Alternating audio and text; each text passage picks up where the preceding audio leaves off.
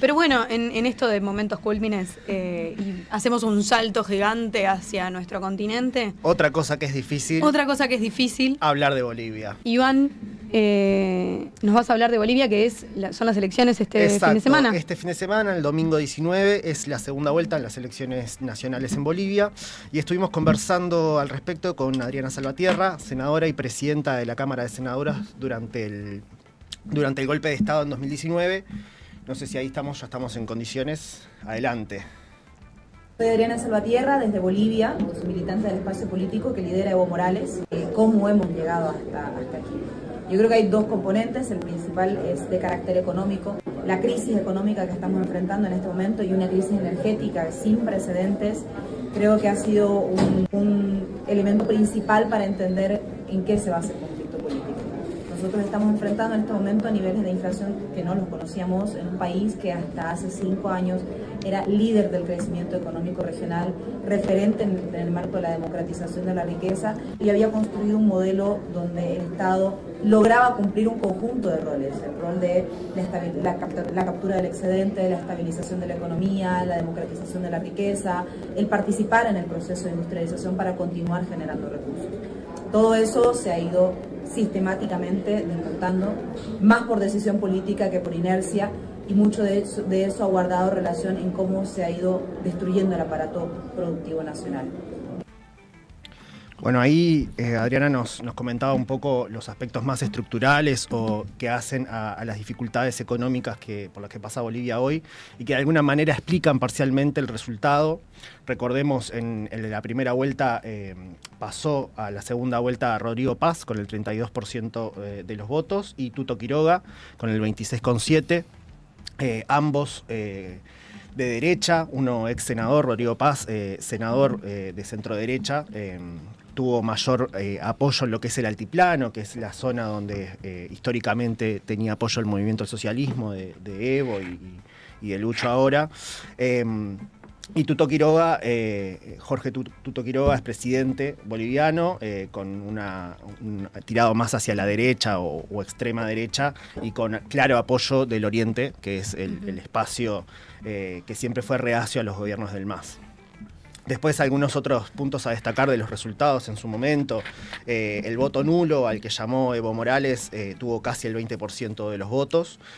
Obviamente a esto hay que restarle lo que tradicionalmente o comúnmente tiene el voto nulo en las elecciones, que es aproximadamente el 3%, por lo que hablamos de un apoyo importante a lo que es la figura de Evo, más importante de lo que fue el apoyo a Andrónico Rodríguez, que era como el otro candidato que se perfilaba por parte de la izquierda o el progresismo, y a Eduardo del Castillo, que tuvo 3% de los votos nomás, que es el candidato del gobierno, ¿no? Entonces, de alguna manera también es interesante ver cómo, sumando lo que sería el disperso ex movimiento del socialismo o el campo popular y nacional boliviano, no llegamos a tener lo que sacó el primer candidato de la derecha, ¿no?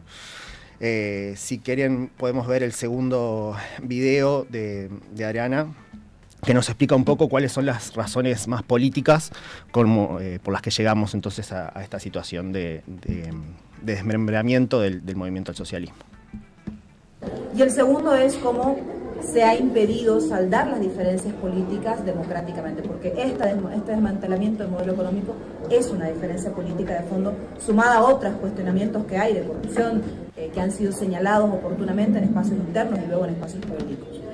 Quemar las naves, el arruinar los procesos de decisión interna, democracia interna, para definir, por ejemplo, la conducción del partido o la presentación de las candidaturas que representarían las siguientes elecciones, ha sido otro elemento en el que no se puede sacar de la vista en la UFA. Nosotros marcamos estas diferencias políticas. El voto nulo, al que llamamos finalmente, no fue nuestra primera opción. Nuestra primera opción fue participar. El voto nulo se llamó finalmente a 10 días antes de la elección. La expresión de eso fue que el voto nulo pasó del 3%, que antes era el máximo que alcanzaban otros procesos electorales, al 20%. Y la expresión del poder territorial de ese 20% creo que es lo más importante para mirar hacia el futuro. Disputar en las elecciones de gobiernos locales de marzo próximo la representación política. hay expectativas muy importantes. El voto nulo, como decíamos, estuvo presente en ganó el 40% de los gobiernos locales del país, y esperemos que eso luego se transforme en representación política. Y por supuesto, reconstruir la unidad del campo popular. Y esa reconstrucción no es una suma aritmética, es producto de un proceso de reflexión, de autocrítica y de construcción colectiva del nuevo horizonte que represente las aspiraciones del pueblo boliviano en adelante. Muy bien, ahí nos explicaba entonces cuál fue rápidamente el proceso de deterioro de la unidad de la izquierda en Bolivia. Y así es como llegamos al escenario en el que estamos en un balotaje entre dos programas de derecha que ya están hablando de un préstamo del FMI, de un recorte del gasto público, de terminar, por ejemplo, con el subsidio de los combustibles, que es una política clave en términos de sostenimiento del modelo económico boliviano, y que además estamos hablando de un país que es productor de hidrocarburos.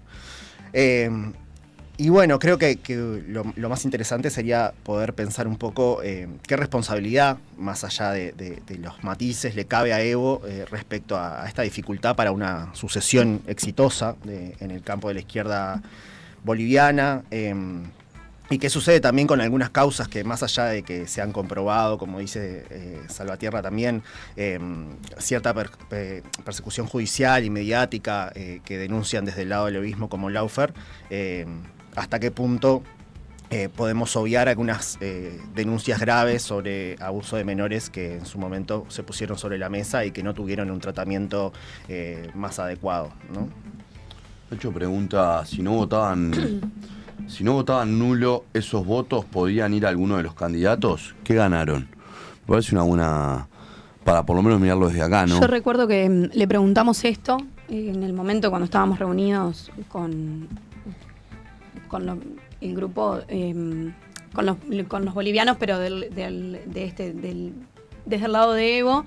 Y la respuesta fue que en realidad ellos habían tratado de inscribirse desde otros sectores, como desde otros partidos, y que sistemáticamente se les había negado la posibilidad de participar a nivel electoral, y que entendían que jugar con ese juego recortado era validar una democracia que estaba, que ellos entienden que está cercenada de alguna manera, ¿no? Corregime si lo digo. Es que es el punto, sí. Y en algún punto sí, creo que mientras estuvimos allá, la verdad es que toda América Latina y el mundo resiente esta situación del pueblo boliviano, pero la realidad de cada pueblo y las decisiones de los movimientos populares los entienden, creo que sobre todo ellos. Creo que tienen que ir hacia una autocrítica fuerte. Sí, yo creo que ahí obviamente el llamar al voto nulo implica renunciar a cualquier representación institucional, y eso tiene un costo para el partido y el movimiento, y un costo para el pueblo boliviano sin duda. El Congreso conformado ahora es de derecha, pero por amplísima mayoría. Lo cierto también es que parece no haber estado las condiciones para configurar una alternativa en eso. Y nada, creo que ahí hay un punto más de entender también, más allá de la deriva de Evo y su posicionamiento de seguir liderando ese proceso político, cuáles son las razones profundas, estructurales, que hacen que efectivamente tenga un 20% de apoyo.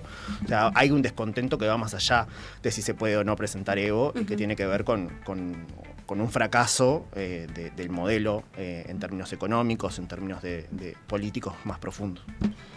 Iluminanos, Saúl.